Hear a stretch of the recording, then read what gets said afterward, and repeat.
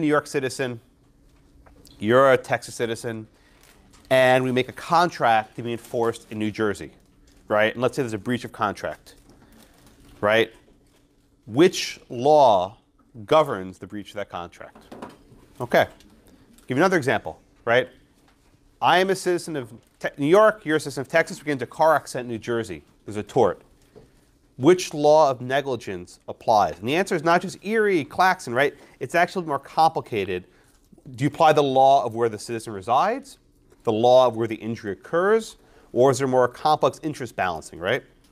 So the reason why conflicts isn't super important is it overlaps with contracts, it overlaps with torts, right? It's a add-on to other classes, right? It adds on to other classes. So it doesn't test as a standalone topic.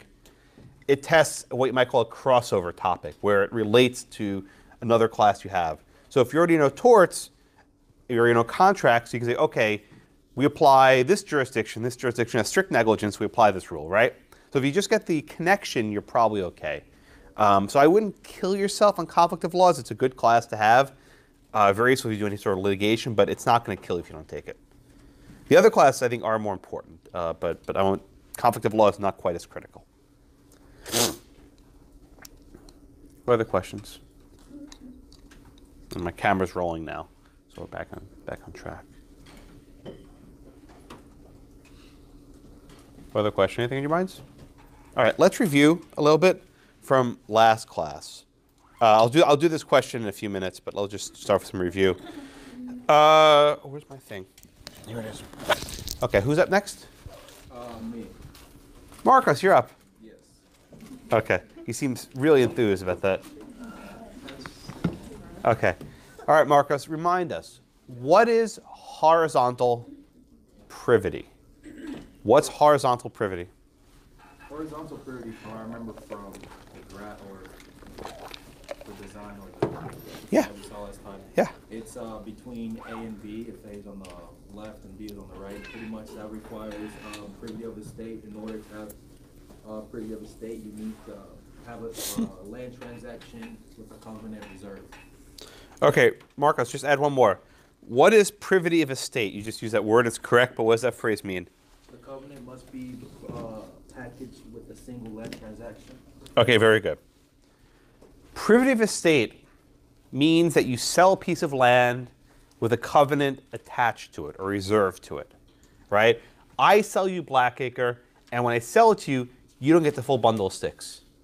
There's already a covenant on Blackacre such that you can't build commercial property, okay? In order to have privity of estate, there's a single land transaction. You sell it with the covenant on it. Okay? Now, Aaron, what happens if I sell you Blackacre in one transaction, and then in a separate transaction, I say, let's put a covenant on Blackacre? What do we call that? What kind of relationships do we call that? Exactly. Now, why is it only a privity of contract? The covenant follows, you have to follow what follows the initial sale. Yeah, it's a separate transaction. Very good. And Aaron, just finish it up. If you have only privity of contract, but not privity of estate, do you have horizontal privity? Louder? No. That's correct. If you only have privity of contract, but you don't have privity of estate, you lack horizontal privity. I know it's a mouthful. I said privity like 8 times, right? Say it again. If you only have privity of contract and you don't have privity of estate, you lack horizontal privity. Everyone with me? So Andrew, what's the consequence of not having horizontal privity? Why does that matter? The burden does not follow down the line of successors. Okay. The serving estate. Very good. So when we talk about covenants, we have two sides, right? We have the side that benefits, we call the dominant estate, and you have the side that is burdened, what we call the servient estate. In order for the burdens to run, that is, B is burdened and C is burdened, in order for the burdens to run, two things have to happen. The first of which is you need horizontal privity. You need horizontal privity. And again, Aaron defined it correctly. Marcos defined it correctly. Horizontal privity means you have a single transaction in which the covenant's reserved. But that's not enough for the burden to run. Miranda, you need one other thing. What do you need for the burden to run? You also need vertical privity. Yes, ma'am. You need vertical privity. Now, what's vertical privity? It's when you sell the entire estate, like your entire interest is sold to your successor, so you're not selling investment. Exactly. Vertical privity is when you sell the entire estate, or to put it more simply, you hand over the entire bundle of sticks. If you have a fee simple, you transfer a fee simple.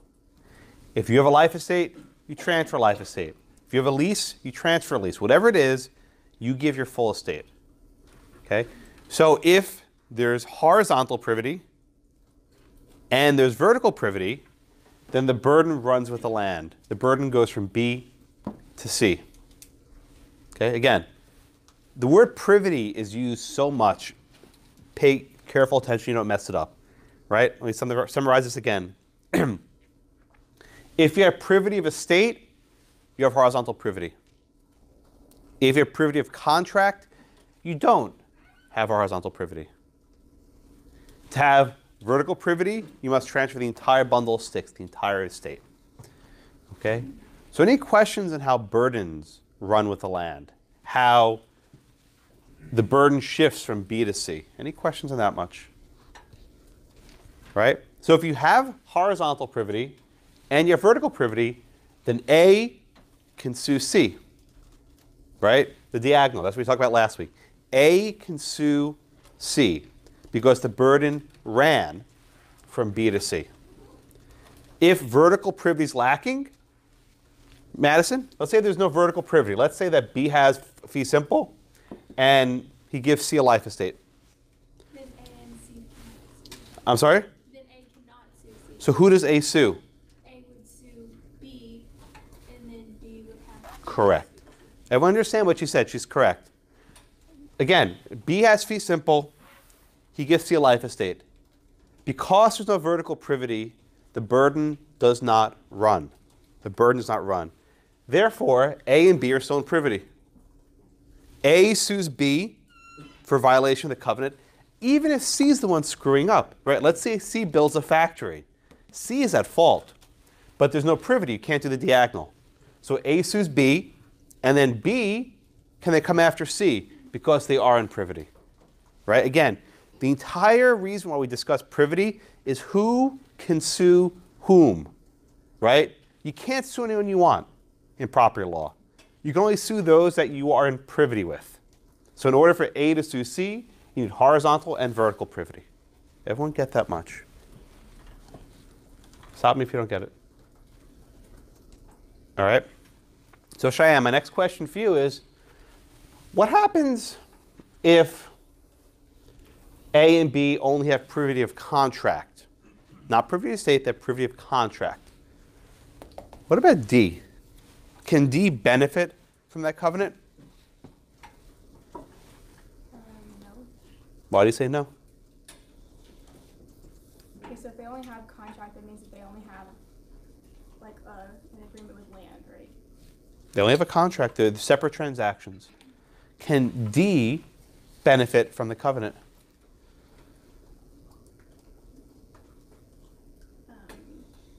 Well, I guess yes, because if a covenant is permission to build on someone's land. Cheyenne, how does a benefit run with the land? What are the requirements for a benefit to run with the land?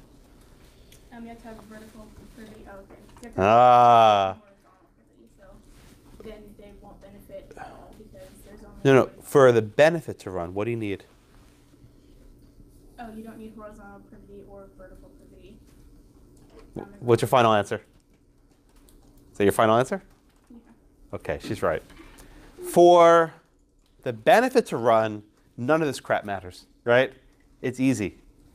For the benefit to run from A down to D, you don't need either horizontal privity or vertical privity. It doesn't matter. So again, A gives B two transactions. You have privity of estate. I'm sorry, privity of contract only. And then A is fee simple gives D just a life estate. You don't have horizontal privity. You don't have vertical privity. Doesn't matter. D can sue B, or D can sue C if the burden went down there. Let's say it one more time. If the burden's with B, D can sue B. If the burden runs down to C, D can sue C. Everyone understand that? Just look up for a second, right? Just everyone. Eyes from computers. Thank you. Off the Astros game, onto the screen, right? It's the worst when they have day playoff games. Ugh, for teaching, it's very hard. If B has the burden, D can sue B. If the burden's with C, D can sue C. The key point is, for the burden to run, you have to do lots of hard work. But under the common law, for the benefit to run, it's easy, nothing. The benefit is almost always going to run. I think in every case you'll read, the benefit runs down. So please, on the exam, don't trip this up, right? If the question is about whether the benefit runs, don't give me horizontal vertical privity because it's wrong, right? At least 10 of you will do this. I can predict it with high degree of precision. If the exam question talks about horizontal, by the way, I haven't written your exam yet. I don't know what it is. So don't try and get anything out of it. I'm writing it tonight. That's my goal.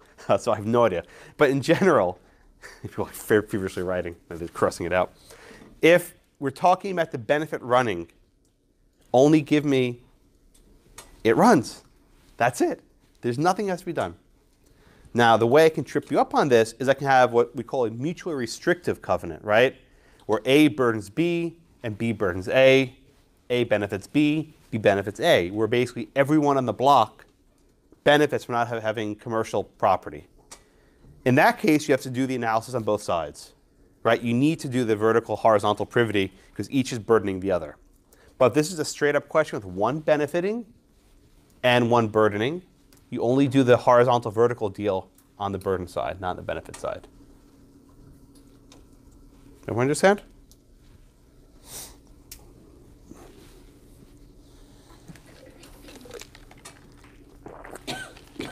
All right, so any questions on this?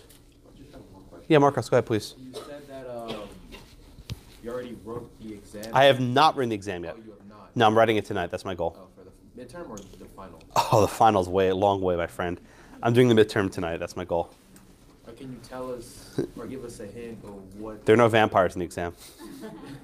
Well, I was going to ask if it was mainly this, or is it going to be? You know the answer, my friend.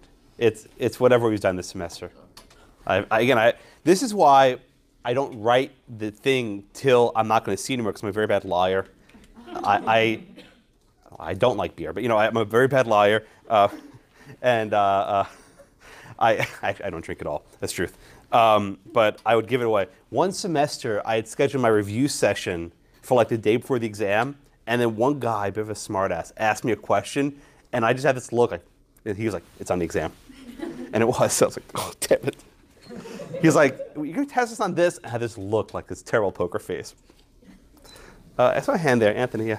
And so you said earlier that a mutually restrictive covenant is where everyone on the block... Everyone benefits, everyone burdens, right? And the way these work, think of like the second case for today, where everyone has to build only residential, and everyone else will benefit from not having commercial nearby. So it actually benefits and burdens simultaneously. And this is the way the exam question can be a little bit trickier. But if it's a straight up one benefit, one burden, don't give me the analysis on the benefit side of the column. I mean, people are going to do it anyway, which doesn't matter. Now, all this is common law, right? All this stuff is common law, right? Under the modern law, none of this matters, right? Under the modern approach, restatement third, the benefits and burdens, they run automatically. And for that reason, I've never once tested, you can check me on this, I don't think I have, I've never once tested you on benefits and burdens running in a third restatement jurisdiction because it's really easy. There's nothing for me to test you on. It doesn't matter. Okay. Yeah, Anthony? Yes, and additionally, so given that's on benefit and burden, with benefit, you don't want analysis, but burden, more than likely, you're going to have to give. You will. You will.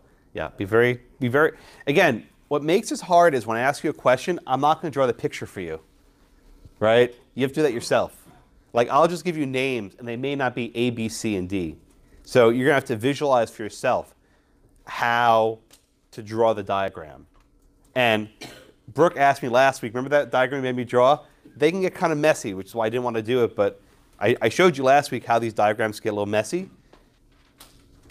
So just be very careful in your note-taking when you're drawing diagrams in the margins. Okay. Anything else? Okay. So one of the consequences, if in fact we do drop property down to 4 credits, which is not set. I mean, it may happen, it may not happen. I don't know. My recommendation is yes, but it's not my vote. Is that a lot of the stuff I'm about to teach you will not be taught anymore, at least first-year property. Everything we've taught so far sounds like property, right? But then what about this case with like racial restrictive covenants in the 14th Amendment? And if any of you have actually jumped ahead to reading for next class after the midterm, you stuff like zoning, eminent domain, takings. Now, my own humble opinion is all of this stuff belongs in common law, all of it. None of this should be in property. The reason why is because it involves the Supreme Court. And the Supreme Court's a very unique court. You've taken common law, you know about it. It doesn't operate like most other courts. And the rules the Supreme Court lays down aren't settled in the same way you would having rules about covenants and easements, right? It's a very unique thing. So you'll be learning this because you'll need to know, it is in the bar exam, how takings operates. It's actually tested in the common law component more so than in the property component, so it's looking backwards, right? But fortunately, you have a common law professor here who can, I think, guide you ably through this topic. So the first case today, Shelley versus Kramer. You ever read this one before? Yeah? Okay. Okay, good. So some of you from, did you read it in common law? Well, you learned it already. Another frustration is I never know what you guys said in common law, so I end up reteaching stuff. So actually, I wrote a draft syllabus with a 4-hour property class look like. Basically, the semester ends here, right? After we do covenants and like a little bit in zoning, that's it. And everything's then just lopped in property 1. So for example, like nuisance, you guys do in torts. I'm going to teach it here again. You do zoning and takings. You do family law and family law. So I can condense all this down. But anyway, I'll teach it to you again. So since you already learned this, let's see how you guys do in a question then. I won't give as much exposition. So your poll question is this.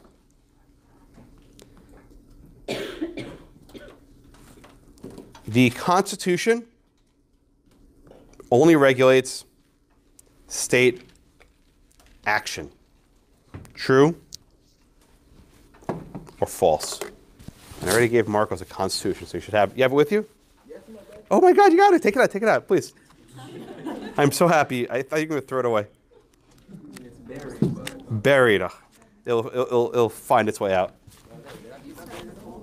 Did I? Yeah. Oh, crap. I'm sorry. Thank you for telling me. What the heck's going on? Oh, God. Oh, all right. This is taking too long. All right. If I start the poll again, I'll screw up the attendance. I'm not going to do that. Oh, hold on. Oh, I see. I started a poll in common law. Oh, they're going to freak out. Oh, God, they're going to be really bad. All right, here we go. We did this. Actually, we did this topic last week, so they can answer it. All right. Please go ahead. And now do you see it? Okay, good. Thank you. I'm sorry about that.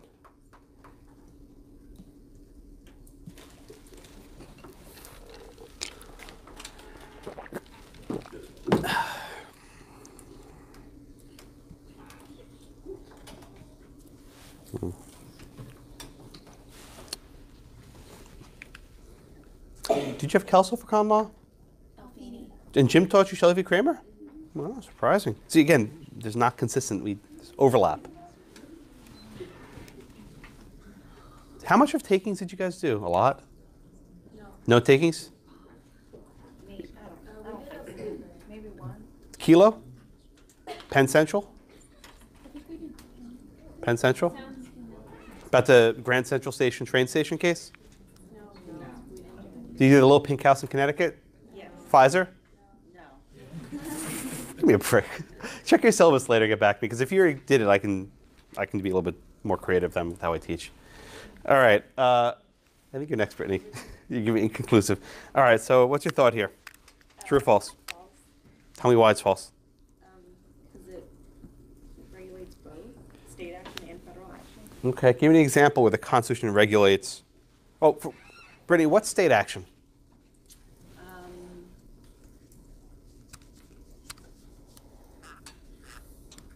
Things such as maybe voting. That would be just What's state action? Oh, okay. No, it's not. Megan, what's state action? So regulating something like vehicle registration or speed limits. Oh boy. Okay, now I have my work cut out for you. Okay. Anyone know what state action is? Ooh. Did you guys do the civil rights cases? it's very, very small. Isn't state action just anything that the federal government does? Just the federal government? Well, federal and state governments in general. Oh. All right. I thought I could jump ahead, but I'll lecture a bit. Okay, I'll come back to you guys in a bit. All right, so all right. As originally designed, our Constitution only operated on government. It limited the powers of the federal government. They can only do certain things, regulate commerce and the like.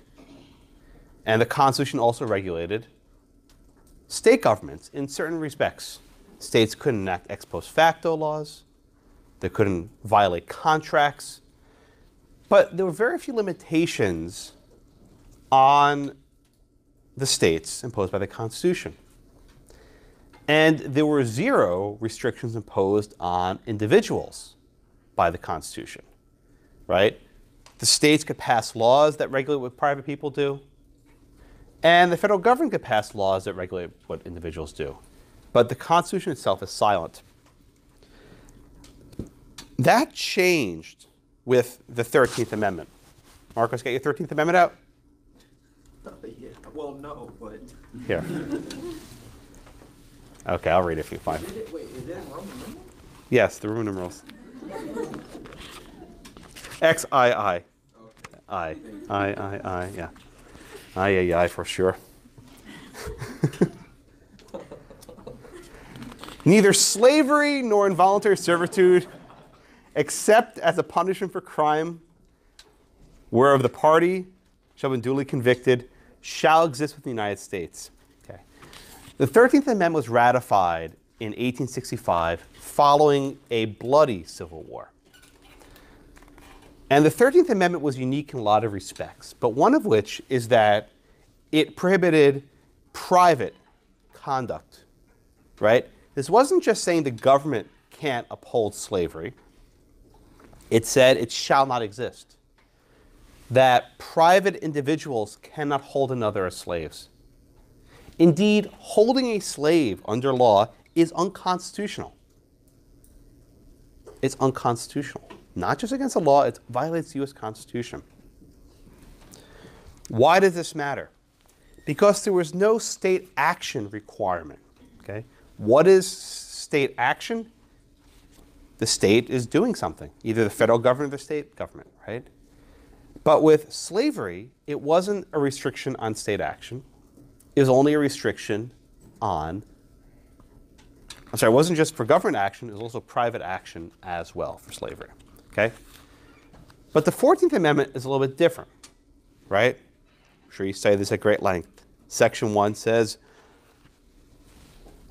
nor shall any state deny to any person within its jurisdiction the equal protection of the laws. Okay? Every aspect of Section 1 of the 14th Amendment references the state. The state can't deprive you of due process, they can't violate your privileges or immunities, they can't deprive you of protection. State. So what if private businesses deprive you of the equal protection of the laws? What if private businesses have a segregation policy? What if private businesses exclude you from their establishments on the basis of race, for example? So in a very important case from 1883, the civil rights cases, just check me on the year, I think it was 1883, I'd be off by one. Congress considered this exact question. I'm sorry, the court considered this question. Congress passed a very famous law, Civil Rights Act of 1875. And the Civil Rights Act of 1875 made it a crime, a criminal offense, to deny access to certain places of public accommodation to customers on the basis of their race. Again, this is 1875, not 1965, 1875, so 90 years earlier, right? And you had a number of businesses, not just in the South, but the United States, deny customers access to their business based on their skin color, based on their race. The federal government indicted the owners of these businesses, actually charged them with a federal crime. They can go to jail for up to a year for imposing segregation. Again, these were not government offices. They were hotels and theaters and restaurants, what were historically deemed common carriers. They were called common carriers because they were basically given a monopoly over certain industries. And they were operating under government licenses. All right, everyone with me? In an 8-1 decision, the Supreme Court ruled that the prosecutions were void. Why? The court held that the Civil Rights Act of 1875 was unconstitutional. Why?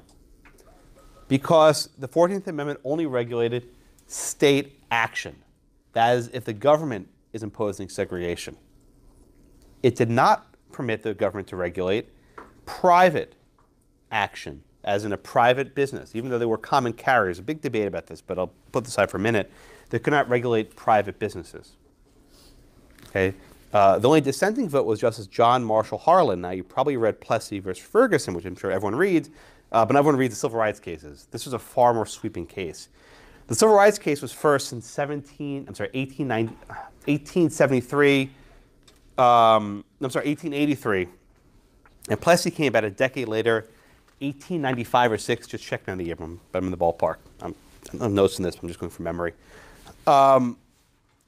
Plessy was actually a state law, right? It wasn't the railroads wanted to segregate in their own accord. The state of Louisiana mandated segregated rail cars, the separate train cars. That was mandated by law. So the Supreme Court held in the civil rights cases that Congress can't regulate private businesses. And then about a decade later in Plessy said even the government can segregate as long as the accommodations are equal. So it was a short-lived whatever, right? It didn't really matter because the court was going that way anyway. But the upshot is the Supreme Court struck down the law saying that there was no state action. Why does this matter? Shelley v. Kramer involved private individuals using covenants.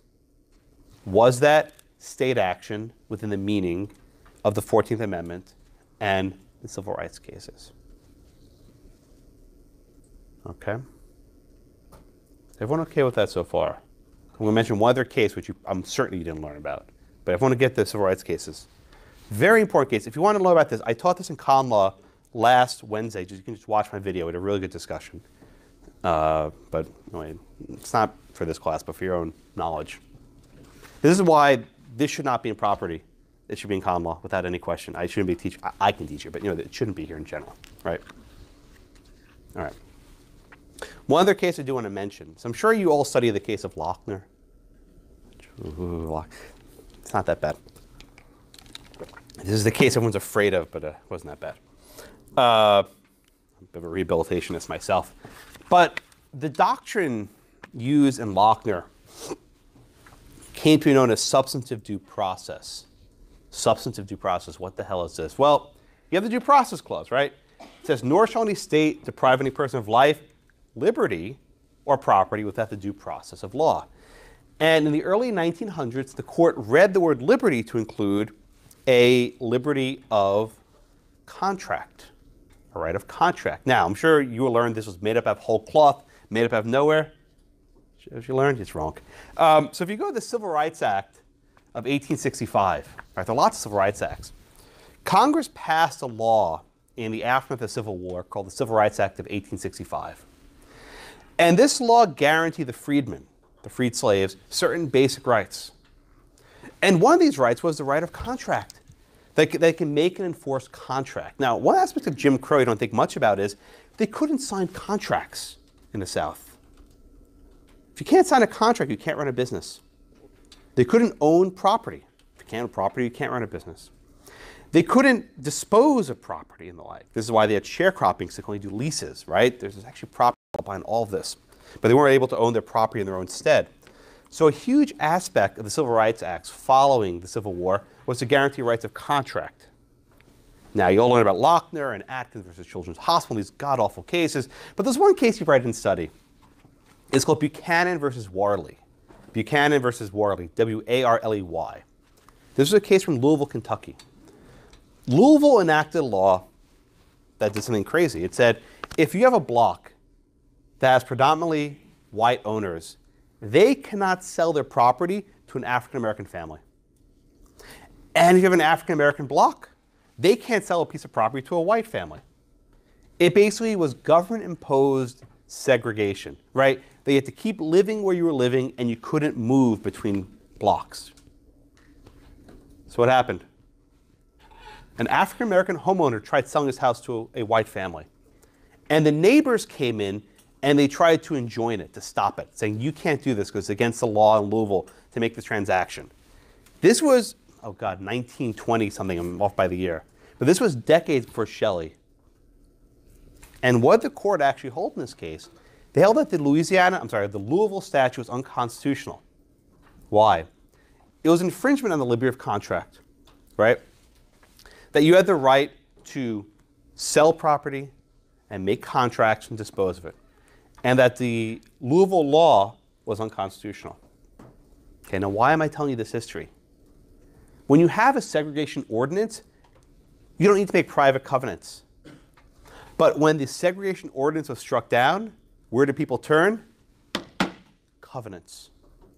The covenant at issue in Shelley v. Kramer was necessary because the city of St. Louis couldn't impose it by statute. Everyone understand that, right? The reason why Shelley v. Kramer came up the way it did with these restrictive covenants was because you couldn't accomplish it through segregation ordinances. Everyone get that much? All right? All right, Pacey. What is, give me the facts, please, in Shelley. So it was in St. Louis, and there was a restricted covenant. This neighborhood that said no other races aside from people that belong to the white race could buy a house in that community for the next 50 years, but only 30 of the 39. Yeah. Walk me through, how was this covenant established? So in 1911, you had 30 of 39 people sign it. Good. And then that's when they recorded it, and then that was a covenant that said no other white people, only white people could live. And then in 1945, you had a white family tried to sell to a black family who I think had no knowledge of the covenant. And then the other white people in the neighborhood tried to went to the courts to get an injunction to stop the black people from moving in because it's against the covenant. Okay, very good. Thank you, Stacey. So my final exam question a couple years ago, people start looking very fiercely at the notes, was addressing Shelley v. Kramer with property law, not con law. Right? We'll get to the Constitution in a minute. But as a matter of property law, Christiana, was this covenant valid as a matter of property law? Forget the 14th Amendment. I'll never say it ever again in my life. But just for a minute, forget the Constitution. Right? So we're property. Okay. Was this a valid covenant as a matter of property law? Yes. Okay, tell me why. Well, it says for valuable consideration received. So, I mean, What are the requirements for a covenant to be valid? There was land. And under the common law, what made a covenant valid?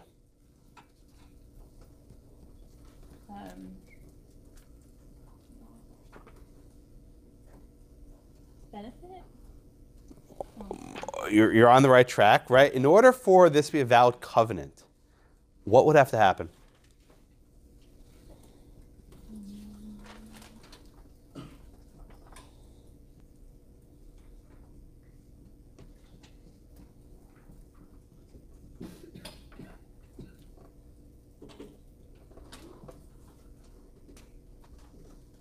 They would have to, intend for the people to have it, or?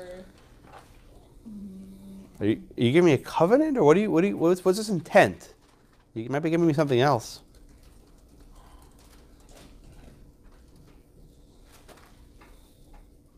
Well, there's a deed. I mean, I don't know what you're trying to ask me. Now, Elena, It's more. is this a valid covenant under property law? I guess. I mean, kind of just a promise. But what is one of the requirements of a covenant? Very basic requirement. What was it, horizontal? It was from one owner to another. Promise from one owner to Elena, how many lots in the neighborhood were there? 39. 39. How many of the neighbors signed up for this agreement? 30. 30. So not everyone who signed up for it. I'm sorry, not all the lots had people sign up for that, did it? No. Why is that problematic, Elena? I guess so. Everybody would have to. Why, though? Property law. Why would everyone have to do it? What do you need for a covenant to be valid? We spent 20 minutes at the beginning of class talking about this. Sandy, you want? Yeah, there needs to be burden. Everybody has to be burdened, and everybody has to. And in order for everyone to be burdened, what do you need to have happen? What do you need? I guess everybody needs to sign off on it. Not just sign off. What do you need for the burden to run? Finish it off. Transaction with the land. Louder. Transaction with the land. What do you call that? Contract with the land. What? Say it. It was. Tag team it, right? You'll get it. You're almost there. Estate. No. What kind of privity? State. Privity of estate, yes. And what do we call privity of estate? Tasty fish. Horizontal privity. Okay, fine, there you go. I'll leave you guys alone. Okay, good enough. Okay.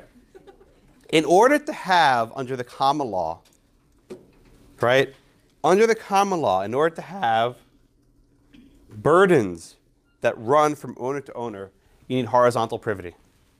You need horizontal privity. You need privity of estate. There was zero privity of estate in this case. Zero. Zilch. Right? This was just a bunch of neighbors signed a piece of paper. There was no privity of estate. Therefore, there's no horizontal privity. Not only that, you didn't have 100% buy-in. Right? You had a majority, was it 30 or 39, right? So I guess you have a majority, 3 out of 4, roughly 75% of the houses in the block. But you don't have 100%. So the question is, Hannah, the question is this. Could this be enforced as a real covenant at law, under common law? No. Why not? Well, because you don't, there's no, what they just talked about. I mean, there was no horizontal privity. Yeah. So you can't enforce this as a real covenant at law. So the property nerd in me defeats the common nerd in me with this case, saying they should have just dumped this as a failure to have a real covenant. Now, the court couldn't do that, right? When a case gets to the U.S. Supreme Court, they don't care about property law, right? It's not matter, right? They want to knock down racially restrictive covenants nationwide. So they sort of just, jump over those issues. But if I was a law clerk, I would have raised this. But anyway, no one cares what I think. Okay. But that's not the end of it, right? Elise, there's no real covenant law here, right? But what might exist in alternative, right? Other than a real covenant law, what might be another way that the land can be so restricted? Equitable servitude. Yes, ma'am. Remind us, what's an equitable servitude? It's the requirements are it's of the parties to be bound. Just general, what's an equitable servitude? Give me the factors, which is correct, but what's an equitable servitude as a general matter?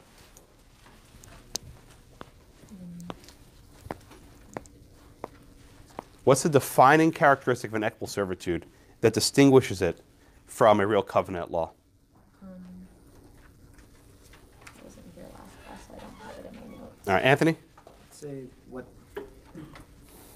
and I did write this down. I would say that equitable servitude and a restrictive covenant.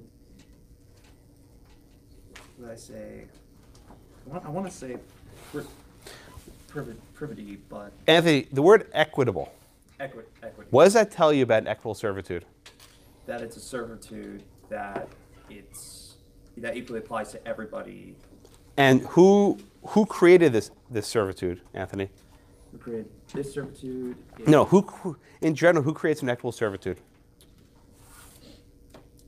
The people. How do they create it?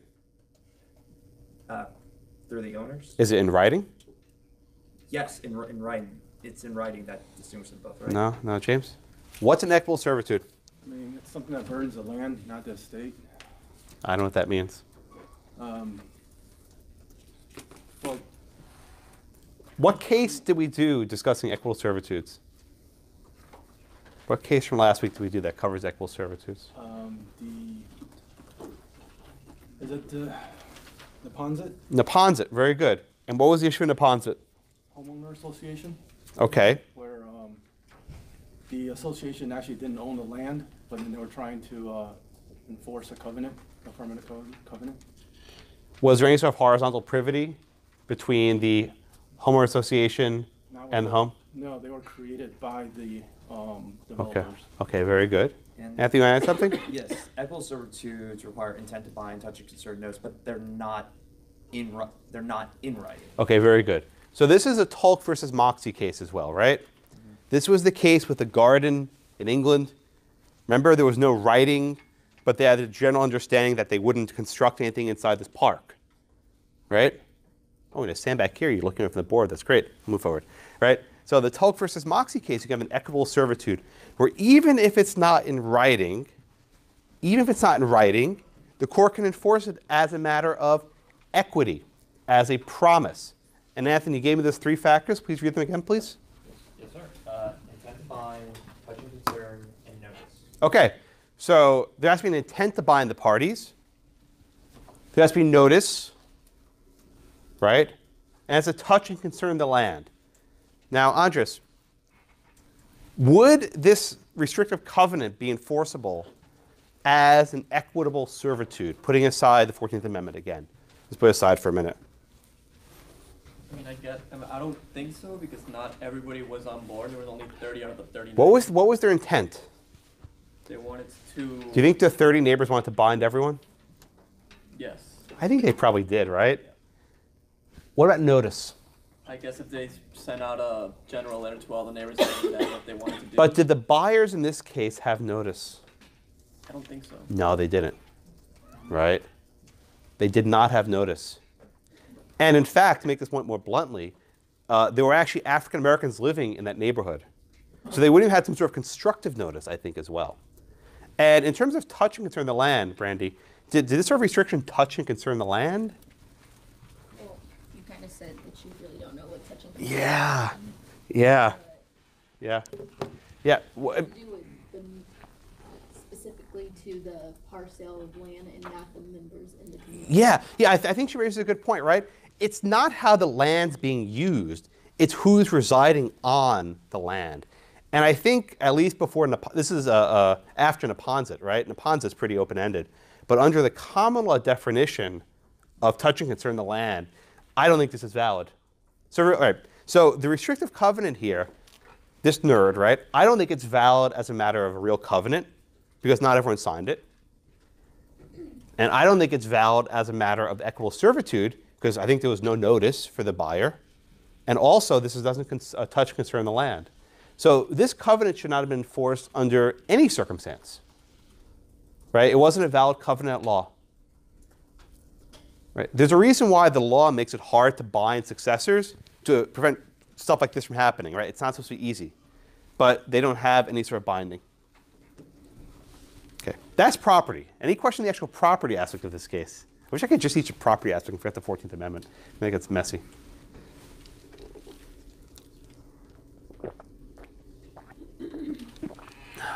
Any questions in the property aspect of Shelley versus Kramer? All right, Brooks, let's talk about the con law then, right? So why does a private restrictive covenant fall under the protection of the 14th Amendment and constitute state action? Because it requires the state to enforce it. How? Has the state enforced this covenant? Well, they're asking the buyers to, they're asking the court to force the buyers to give back the property. Yeah, exactly right. The courts, right? Merely making the covenant is not state action, right? Merely drafting a contract of any sort is not state action. However, and this is the big however, going to court and asking the court to enforce the covenant, that constitutes state action. And by bringing the courts into the case, it becomes state action. Therefore, it would violate the Equal Protection Clause for the courts to enforce a racially restrictive covenant. Okay? So this case expanded the scope of the state action doctrine. And they actually reference in this case the Civil Rights Act of 1865 and other statutes which put ownership of property as a very high priority with respect to civil rights enforcements.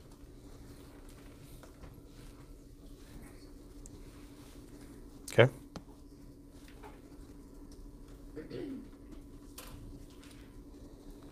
So questions on Shelley? Yeah, Brittany? Not on that, just so clarification, so I clearly misread your question. So state action just meaning government action, not literally the state, like big S state.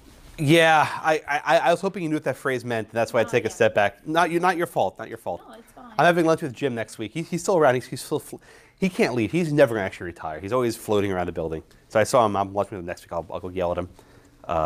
No, I couldn't yell at him. He's too nice. But I'll tell him. But yeah, so state action means any action under the color of state law. So if you know Section 1983, you familiar with that? Right. So the key language in Section 1983, you can sue a state official or any official acts under the color of state law.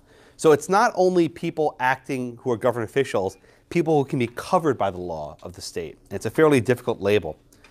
In fact, Section 1983 history was originally called the Ku Klux Klan Act. It was passed after the Civil War under the authority of Section 2 of the 13th Amendment to prevent basically the reimposition of slavery by the Klan and other such groups. So this was a very important legislation. But the label is under color of state law. By the way, there's a note in your book that says 3 of the justices recused. In this case, that's mine. I told them to add that. They never give me any damn credit. But Justice Stevens clerked for Justice Wiley Rutledge, and he wrote about this in his book. And 3 of the justices who lived in the District of Columbia actually had racially restrictive covenants in their deeds.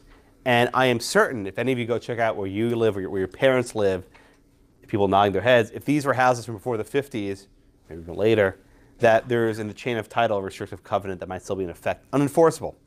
Now, we all know about confirmation hearings. Oh God, what was it?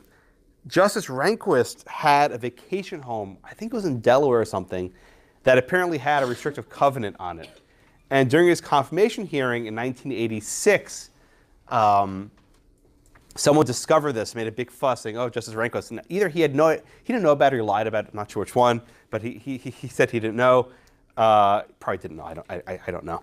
But that came up at his hearing, but then it came out that it was either Biden or Ted Kennedy. I can't remember which one. Also had a restrictive covenant in one of their homes. So these are actually very common. And here's the strange part. Perfect bridge to the next case.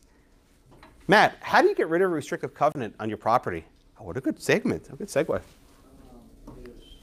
How do you get rid of a covenant? How do you eliminate or terminate a restrictive, any sort of covenant on your property?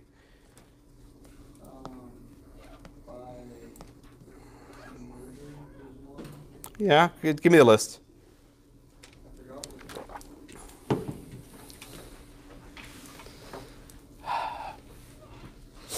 Merger, form of release, acquiescence, abandonment, the doctrine of unclean hands, or lashes, or Estoppel. Okay. All right. Thank you. Here's the rub. It's very hard to create a restrictive covenant at law. Very hard. You have to have the horizontal privity, and you have to have vertical privity. But once you have it, it's even harder to eliminate it. Real property is a stickler for rules. It's hard to make the covenant, but once you got it, it's hard to get rid of it. So getting rid and terminating a covenant is very tough, which is why even if you wanted to eliminate a restrictive covenant from your title, from your chain of title, you might have to do some heavy lifting. All right, so any other questions on Shelley versus Kramer before I move on? Basically, the upshot is state action doctrine applies because the courts are enforcing the restrictive covenant. I am much more interested if you give me the property angle in this class. If you go to the other class, I'll give you much more on the 14th Amendment. But that's not, again, I don't need to teach this here, but it's part of the thing, so I'm doing it. But probably won't teach it again for a while. It's not in my con law book. I don't have this case. Maybe I should add it. I'll think about it.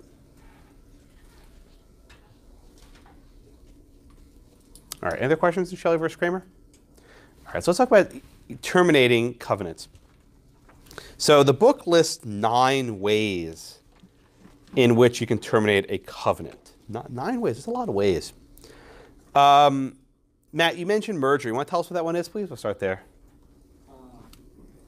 It's on the basis of unity and ownership of their properties. So what does that mean? So if I own one property and someone next to me owns another property and I buy his property, then... Yeah, so just use, I put the diagram away. Let's use our favorite diagram, right? Here it is. If there's a covenant, A benefits, B burdens, right? If B purchases Whiteacre, right? If B purchases Whiteacre, that extinguishes the covenant. If A purchases Blackacre, that extinguishes the covenant. It's what's called merger. Where the same person holds both the benefit and the burden, the covenant dissolves. And it doesn't reanimate if they sell it to someone else, right? It's gone, dissolved, permanent. Right? So that's what's called merger. So in theory, right, if the neighbors on that block in St. Louis wanted to eliminate the covenant, one person could buy all the land and then dissolve the covenant. But that probably wouldn't work very well. The second one is known as what's called release, right? This is permission. So basically, A gives B something in writing saying, I release you from the covenant, right? I am releasing you. But again, that would be very hard in a neighborhood with 30 residents because everyone would have to give a separate release, right? This is what's called a mutually restrictive covenant, the one in St. Louis, where everyone was bound by everyone else. Everyone both benefited and everyone burdened. I don't know what the benefit was, but there was a lot of burdens to go around. All right. The third one is what's known as acquiescence. And there are cases where if you fail to enforce a servitude, courts can say, well, if it was so bad you have raised a fuss about it, and you didn't raise a fuss about it, so we're not going to enforce it. These are always risky because a court may find acquiescence, they may not. It's it's sort of a 50-50 hit or miss type thing. There's also abandonment, right? If A abandons Whiteacre for some period of time, then a court can say that the covenant's been dissolved. Again, risky. There's no bright line rule about when abandonment occurs, so you do it at your own hands. Unclean hands. If the plaintiff, let's say it's a mutually restrictive covenant, right? And it says, no one in this block can build commercial, only residential. If A builds a factory, and then B builds a factory, and then A sues B, it's like, whoa, wait a minute. Hypocrite, right? Unclean hands. You are doing the exact thing that you're suing B for, right? You built a factory, he built a factory. You can't do it. It's unclean hands. Again, equitable doctrine. Did you study in tort latches? L-A-C-H-E-S? So not latches, like you have a latch on a box. Lashes. It's pronounced like latches, but it's spelled L-A-C-H-E-S. And latches is like an equitable statute of limitation, right? We all know what a statute of limitation is. As the name suggests, there's a statute. It's written. You have to bring your claim within 5 years or 10 years, whatever it is. Before you had a statutory limitation period, you had one grounded in equity, where the court says if you sit on your butt for too long and you don't bring your claim in court, your delay is unreasonable, right? Your delay was unreasonable. Therefore, we're not going to enforce the claim. So if you, it's almost like an adverse possession, but not exactly. If you sit on your remedy for too long, the court's not going to enforce it for you. But it's similar grounding to adverse possession. The next one, number 7, is what's called Estoppel. This is, your fairness one. When all else fails, plead Estoppel and hope the judge finds you sympathy worthy. Maybe he will, maybe he won't. But there's no actual law there, just what you find fairness. Eminent domain and prescription, right? And let me explain this one, actually. This is an important point. Let's say B has a burden, right? And C is squatting on Blackacre, right? C is squatting on Blackacre. If C successfully squats on Blackacre, that actually kills the covenant. Why? There's no vertical privity, right? If C acquires Blackacre by adverse possession, you don't have vertical privity. Therefore, under the common law, the burden cannot run. So I guess one way to kill a covenant is by letting someone squat on it. Although the downside is you've just lost your land because someone squatted on you. So, but at least in theory, if C acquires Blackacre through adverse possession, there's a lack of vertical privity. Therefore, the covenant dissolves. Okay? So any questions, Anthony? Yes. So you said another way that covenant can be terminated through changed conditions, you said? I didn't get there. It's my last one. That's my next one.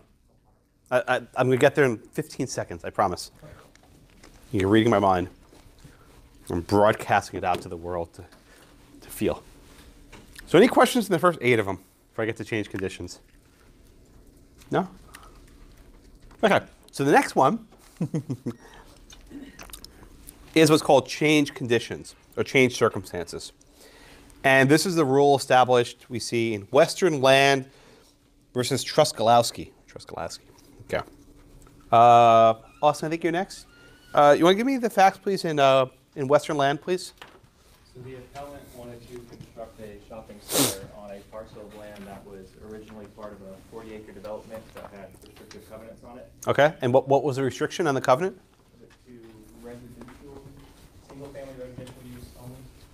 Okay, Austin, let me just pause you right there. How do you put covenants on, a 40-acre plot of land, right? How do you comply with the common law restrictions by putting covenants on all these pieces of land? How is that done?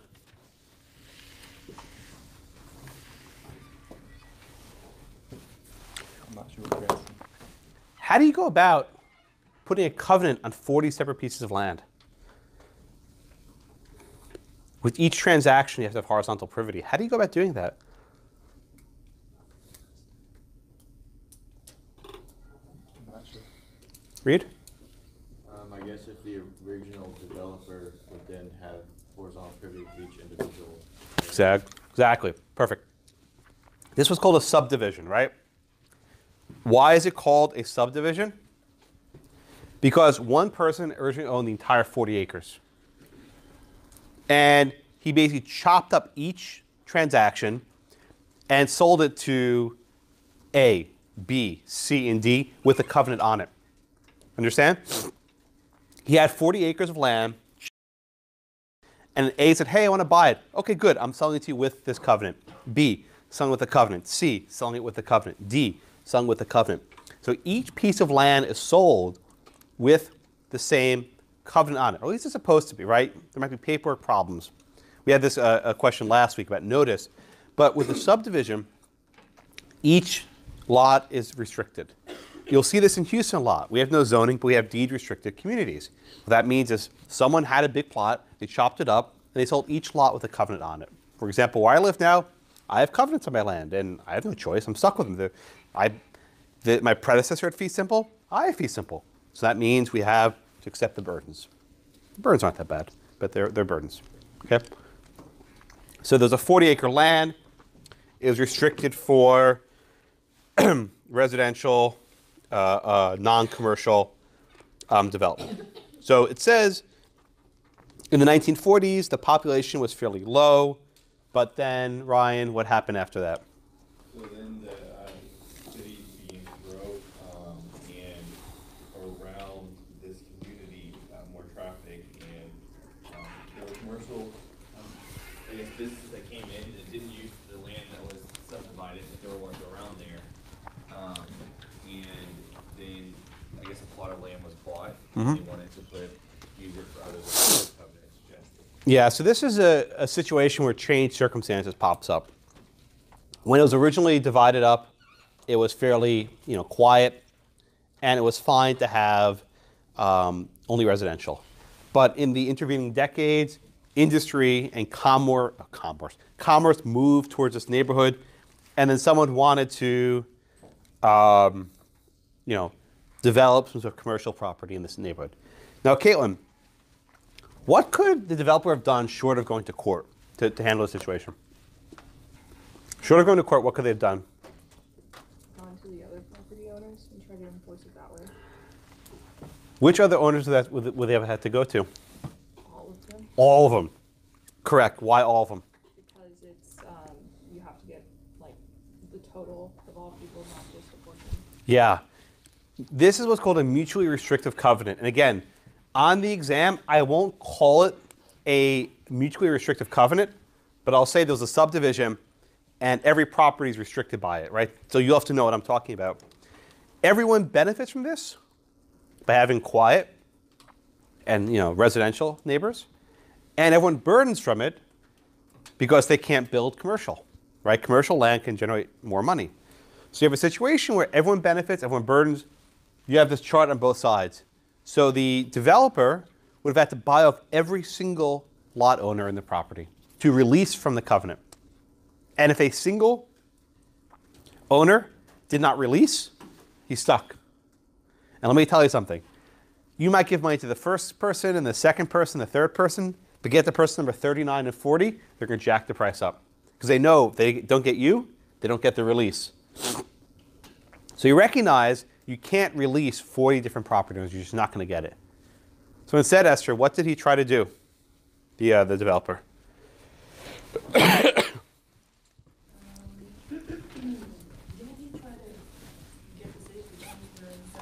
Yeah, how'd that go? Whoa, but pause for a second. Even if the city changes the zoning code, does that allow them to build commercial in this area? No, but then the covenant still has. Exactly. Even if the zoning code is changed, the covenant prevails. Again, zoning is a matter of government power, right? But you can always contract on top of it. You can have a neighborhood zoned for commercial, but have a covenant saying residential only, and that's all that's built there, right? The covenant trumps the zoning law. Private arrangements. So Hadia, let me ask this question. Because the zoning code wouldn't have mattered, what did he try to do to go to court to get the building permission he needed?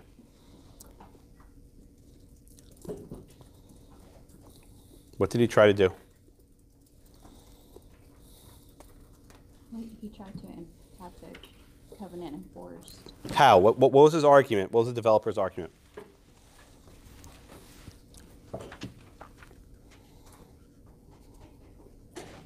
It was not suitable for the purpose that it was there. What argument did he make about why the covenant should not be enforced? He made a specific argument. What's that argument called?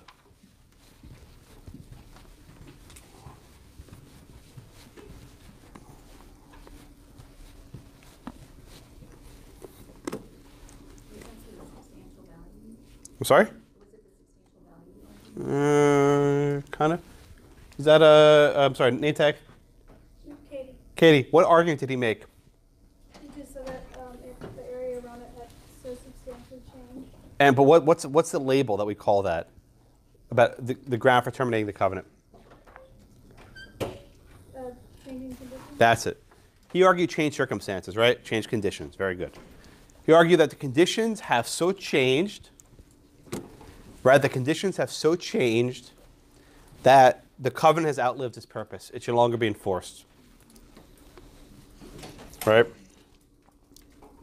He said that the covenant has outlived its usefulness because of the way the city changed. Okay, everyone get the argument? All right, Khadijah, what did the court say in response to that argument? That even if the conditions have changed to like commercial development, the covenant is still enforceable. Good. Why is it so enforceable? Because they said that the changes were too distant. Oh, that's the abandonment.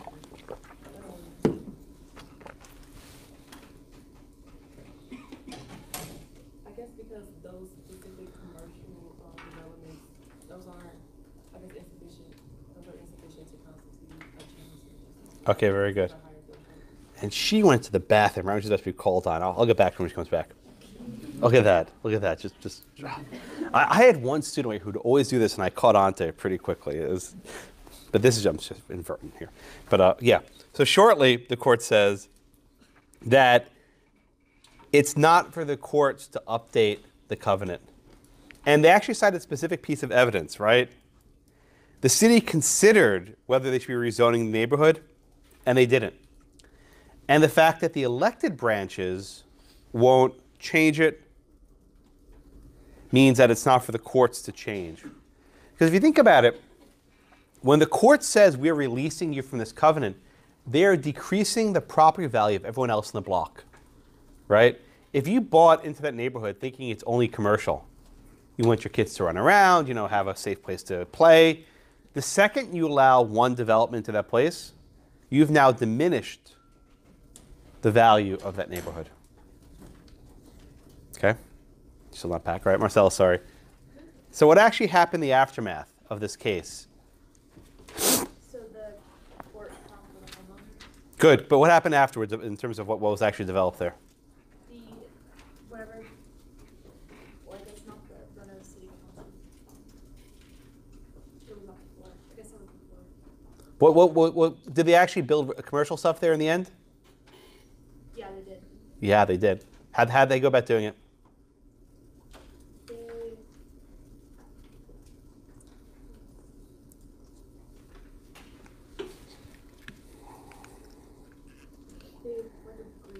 Yeah, they reached an agreement. Exactly. Yeah, it's not that complicated. Yeah, exactly. Thank you, Marcella.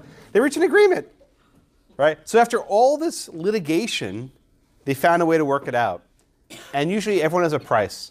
Right? There's a dollar amount for just about anything in property law. You'll find a dollar amount.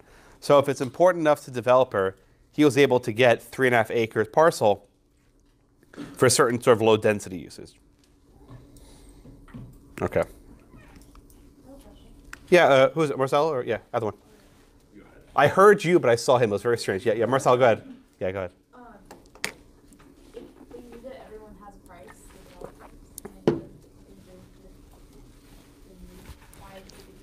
Which one's cheaper? Let me, no, this is a sincere question, right? What's cheaper? Depends what the price is. I mean, what we don't know is maybe they tried working out a deal at the beginning, and they said, here, we'll pay you $1 million, right? And they said, screw it. They went to court. They lost in court. All right, now it's $5 million.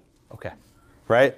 So one of the aspects of litigation, and just keep this in mind, sorry, allergies, I'm not sick, but these allergies are killing me, right? One of the aspects of litigation is it's a very good encouragement to reach a settlement if you lose the damn case. Because then you have no alternative. It's either take our price or leave it. Whereas before it's, here's our settlement offer. If you don't give it to us, we'll sue you. And does anyone know what litigation finance is? You ever hear about this phrase? Brittany, you know what this is? Yes, like an outside third party finances the Yeah. upfront cost for litigation. Yeah, this isn't new, but it's becoming more unpopular. So let's say you want to bring a lawsuit, right? And you don't have enough money to do it. You go to an outside company and say, look, we need $500,000 to litigate this case. And they'll say, we'll give it to you. We get a cut of your action, right, if you win.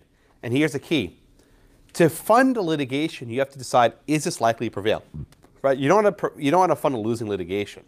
So you give money with understanding that they're going to win. So you actually have, something I do is you develop technology that can predict outcomes of cases, which is very valuable. I don't make any money, but in theory it's valuable to help decide to finance litigation. So you can say, we think if we take this to court, here are what our fees are going to be, here's whether we win or not, and you make a judgment if we settle it or go to court. Yeah, Justin, was your hand up? Yeah, so it kind of says, like, talks about the development afterwards. The what act? The development after the case was only on like 3.5 acres. Yeah. We were kind of talking about how, like a mutually restrictive covenant, you have to get permission from everyone. So is it for everyone to own land in the original 40 acres, or okay? Yeah, I mean, in order, the way this usually works is a homeowners association, and they have a vote. Does anyone ever have an HOA vote? Ever have this? I am dreading having to go to a meeting. I really don't want to. I'm not going to go, but I'm going to skip it. Screw that. Yeah, but but if you skip, you don't get the money. So probably what happened was they said, we have this offer for X million dollars. Sign it, and you each get a cut, and you distribute to all the 40 lot members. I think it's guessing probably what happened. Okay. All right. So questions of that? That's the common law approach. The third restatement approach, which again, no states actually adopt as far as I know in its entirety, is you can modify servitudes when the change has made it impossible to accomplish the purpose for which the servitude is created. Right? Or if the land is no longer suitable for its purpose. So the modern approach makes it much harder for courts to reform covenants and modify covenants and terminate covenants, but I don't know that many jurisdictions follow this one at all. Texas sure as hell doesn't. Not that you don't care about Texas law anymore because it's not in the bar, which is actually problematic because you're all going to be Texas lawyers, but you're not caring about Texas law for the bar. It's actually, I'm not a fan of this, but no one asked my opinion. All right.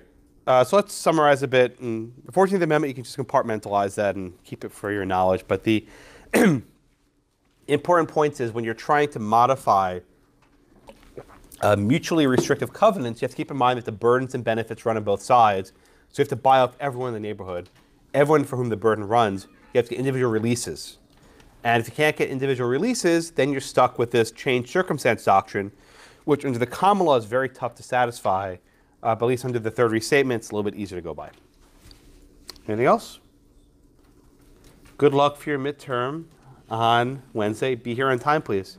Yeah. We can still bring in our outlines. Open book, whatever you want. Won't help you. Won't help you. You know this already. You know the deal. Thank you all.